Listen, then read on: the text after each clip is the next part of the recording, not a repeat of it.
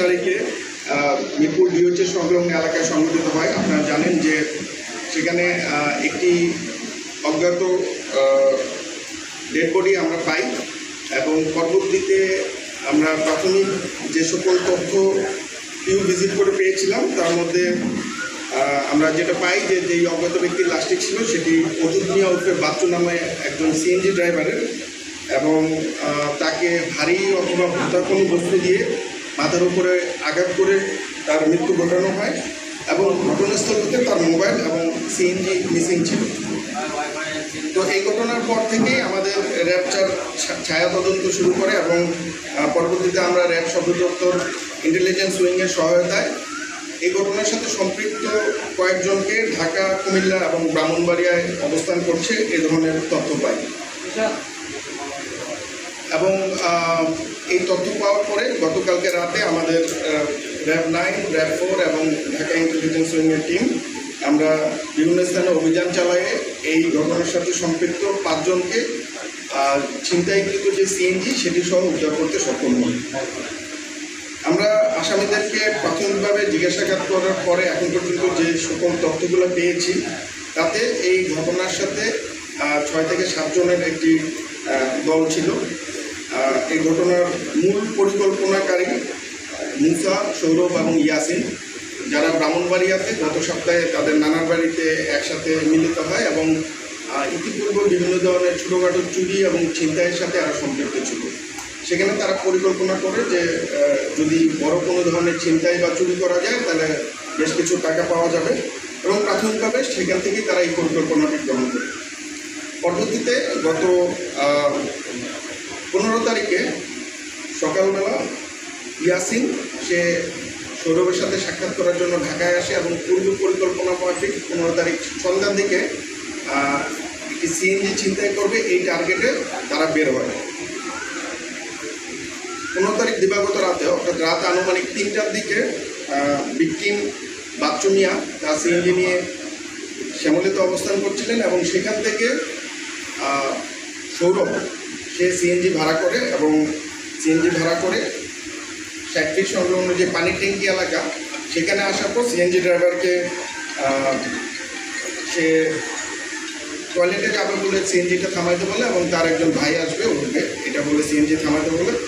পরবর্তীতে এখানে এসে সৌরভের সাথে ইয়াসিন যোগ হয় এবং সিএনজি ড্রাইভার যখন সিএনজিটি ঘোরানোর জন্য গাড়ি থেকে নামেন তখন তারা দুজন মিলে তাকে মাথার পিছন থেকে হাতুড়ি দিয়ে আঘাত করে এবং উপর্যুপরি আঘাতে করে সে আহত হয় এবং গুঙ্গানো শব্দ করে।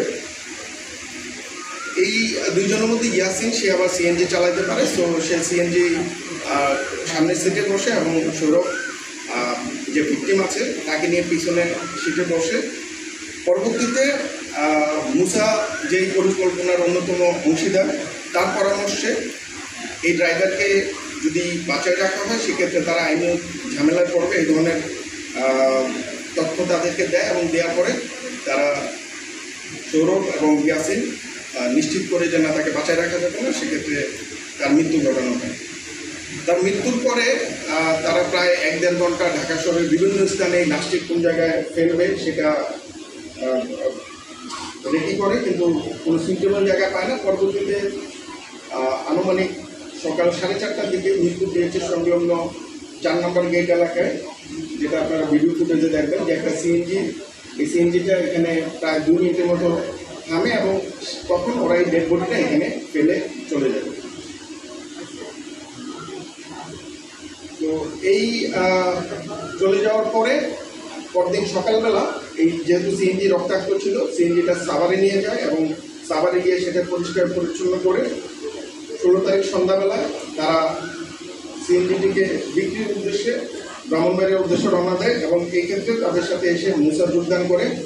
ব্রাহ্মণবাড়িয়া যাওয়ার পরে সিএনজি বিক্রি চক্রের মানে চুরি চক্রের হোতা আলামিন তার 2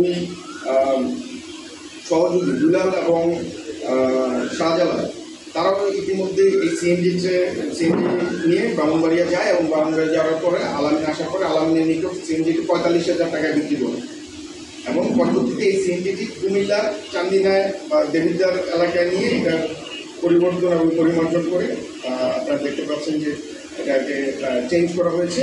তো এই ছিল এই ঘটনার সাথে সম্পৃক্ত যেই 5 জনকে আমরা গ্রেফতার করতে সক্ষম হয়েছি।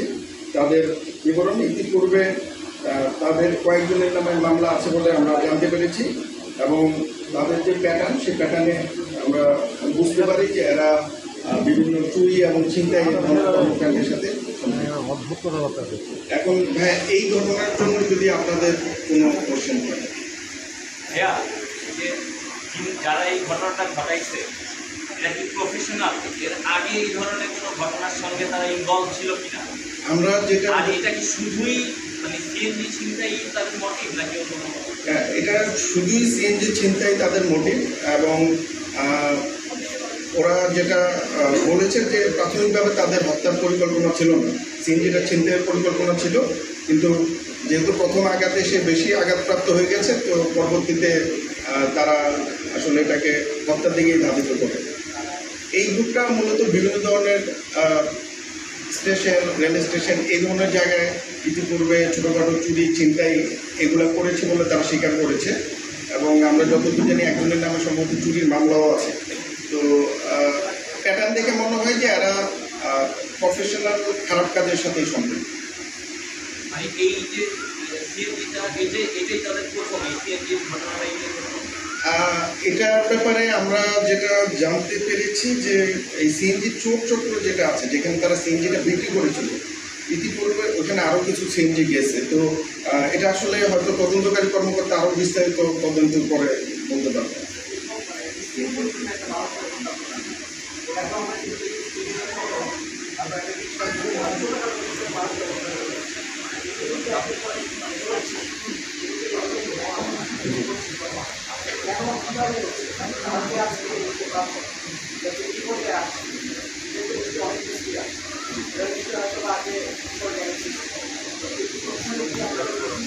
মানে আমরা আসলে যেমন এই আসামি চক্রটার ব্যাপারে আমরা দুইটা জিনিস কমন পেয়েছি। একটা হচ্ছে এরা মাদকাসক্ত, গাঁজা, ইয়াবা এগুলো গ্রহণ করে, দ্বিতীয় হচ্ছে যে ওরা জুয়ার সাথে সম্পৃক্ত। তো এই দুটা জিনিস হয়তো শুধু এদের ক্ষেত্রে না, আমাদের যারাই কিশোর গ্যাংয়ের সাথে জড়িত বা এই ধরনের কর্মকাণ্ডের সাথে জড়িত তাদের ভিতরে এই প্রবণতাটা থাকে।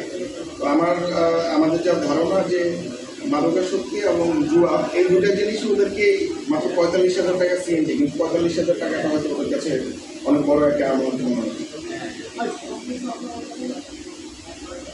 আচ্ছা ভাই, আমি এখন পরেরটাতে যাই।